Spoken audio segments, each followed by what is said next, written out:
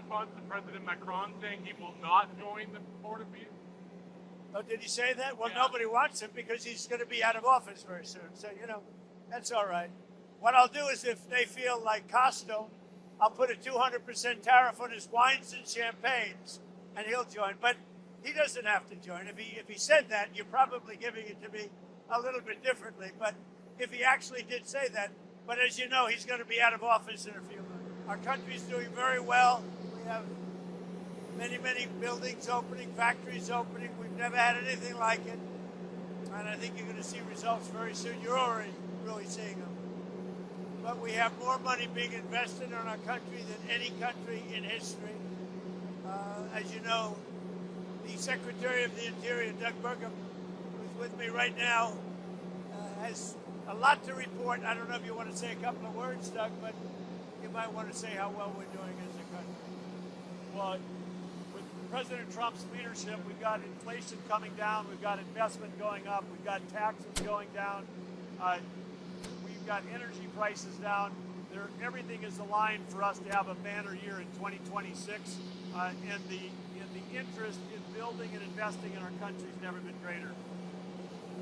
There's never been anything like it. The money being invested in our country is unparalleled. There's never been anything even close, by many times more than China or any other country. Do you have any questions? President Davos, or what will be your message to the leaders? Well, I think I have a lot of messages for Davos, but the primary message is how well the United States is doing. And I say it all the time. A year and a half ago, we were a dead country, and now we have the hottest country in the world. I mean, you're beneficiaries, too. If you look, some of you have 401ks. You don't have to tell me your numbers are the best they've ever been. And the stock market's at an all-time high.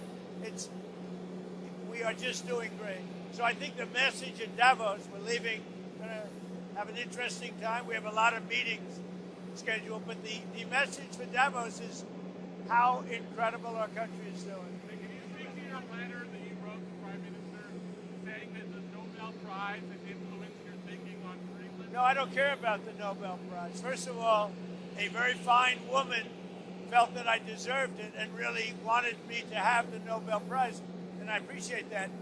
If anybody thinks that Norway doesn't control the Nobel Prize, they're just kidding. They have a board, but it's controlled by Norway, and I don't care what Norway says.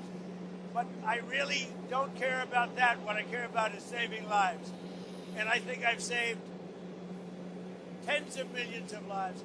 If you look at India, Pakistan, just as won 2 nuclear powers, you look at so many of the countries that were in in some cases, a 35-year war, and I got it done.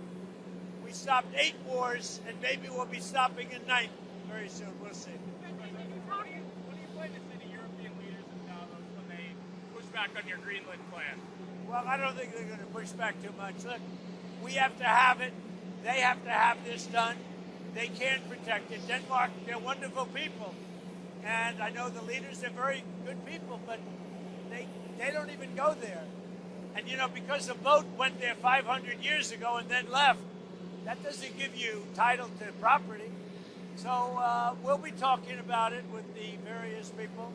We've had tremendous success, and I've done more for NATO than anybody else. I don't think you'd have NATO right now. I got them to go 5% and pay as opposed to 2% and not pay. I've done more than any other American president for NATO by far. And we'll see how that goes, but Greenland is very important. Have you invited President Putin to be a member of the Board of Peace? Yeah, he's been invited. Do you have any response to President Macron saying he will not join the Board of Peace? Oh, did he say that? Well, Yeah. Nobody wants him because he's going to be out of office very soon. So, that's all right. What I'll do is if they feel like Costo, I'll put a 200% tariff on his wines and champagnes, and he'll join. But he doesn't have to join. If he said that, you're probably giving it to me a little bit differently. But if he actually did say that, but as you know, he's going to be out of office in a few months. Did you invite President Putin to join the... Yes, he's one of the people. These are world leaders, and the answer is yes. Mr. President, how do you create a of the first year of your second term? Amazing. Tomorrow is the first year. Think of it, 1 year. I don't think there's been a term like it. I don't think any president has had a better first year than we've had in terms of success. Again, we've taken our country from a failure with open borders, no business, everything going badly, terrific inflation, the highest inflation in history, prices that are through the roof. And we brought prices down. We have very little inflation. We have a great economy. And the prices are coming down still further. But I inherited a mess, and now we have the hottest country anywhere in the world. Mr. President, do you think that you had any influence on the Giants signing a deal with Coach Harbaugh? And how do you think they'll do in New York? I don't know, but they got a great coach. I like the coach. I like his brother. They came up to see me with about 3 months ago. They came up to see me in the White House. Did you know that? Yes, I did. With the mother and father, because the mother likes me and the father likes me, and I think they like me. And he's a great coach, and he's going to do well with the Giants, just like his brother does so well. They got something very special in their blood, and I'm happy for the Giants. They got a great coach. It's nice that you ask. I put out a strong word. Hire Coach Harbaugh. President, you tell us about the Fed. Will you make a decision before Davos? Yeah, I know who I want You know who you want? in the Fed. When will you make a decision? I'll announce it sometime, but I know who I want. Thank you. You said securing the Arctic from Russian threats is important to you. Why are you upset about NATO allies taking that, more seriously in Greenland by holding military exercises? Well, that wasn't a military. They sent a few people, and they say they sent them not for me, but to guard against Russia. But NATO's been warning Denmark for about 20 years now, longer than that, 25 years. They've been warning Denmark about the Russian threat.